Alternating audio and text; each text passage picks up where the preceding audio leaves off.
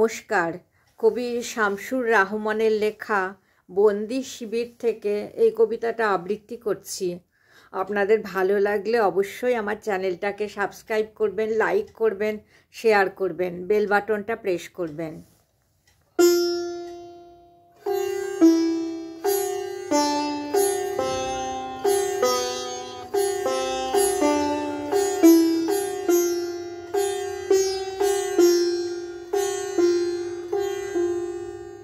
বন্দি শিবির থেকে। ঈর্ষাতুর নই, তবু আমি তোমাদের আজ বড় ঈর্ষা করি। তোমরা সুন্দর জামা পরো, পার্কের বেঞ্চিতে বসে আলাপ জমাও, কখনো সেজন্য নয়। ভালো খাও দাও, ফুর্তি করো সবান্ধব, সেজন্যেও নয়।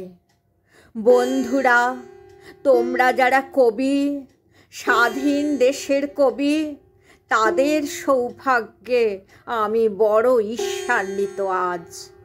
যখন যা খুশি মনের মতন শব্দ কি সহজে করো ব্যবহার তোমরা সবাই।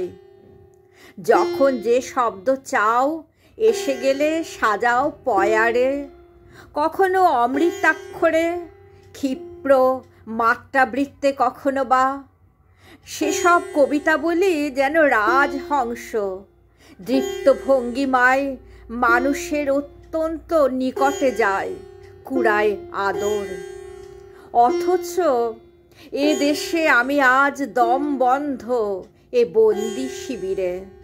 মাথা খুঁড়ে মরলেও পারি না করতে উচ্চারণ মনের মতন শব্দ কোনো।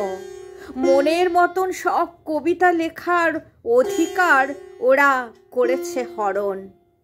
প্রকাশ্য রাস্তায় যদি তারস্বরে চাঁদ, ফুল, পাখি, এমনকি নারী ইত্যাকার শব্দাবলী করি উচ্চারণ, কেউ করবে না বারণ কখনো।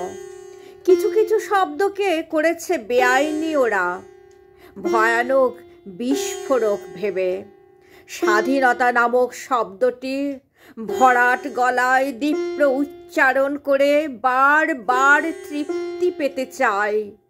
শহরের আনাচে কানাচে, প্রতিটি রাস্তায়, গলিতে গলিতে, রঙিন সাইন বোর্ডে, প্রত্যেক বাড়িতে স্বাধীনতা নামক শব্দটি লিখে দিতে চাই বিশাল অক্ষরে।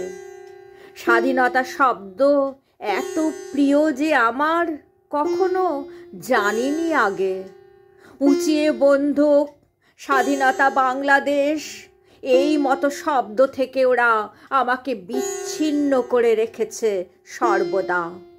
অথচ জানে না ওরা কেউ, গাছের পাতায়, ফুটপাতে, পাখির পালকে, কিংবা নারীর দু চোখে, পথের ধুলায়, বস্তির দুরন্ত ছেলেটার হাতের মুঠোয় সর্বদাই দেখি জলে স্বাধীনতা নামক শব্দটি।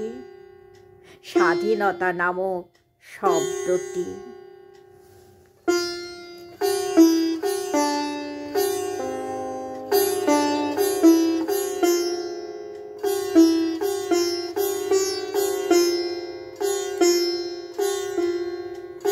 নমস্কার।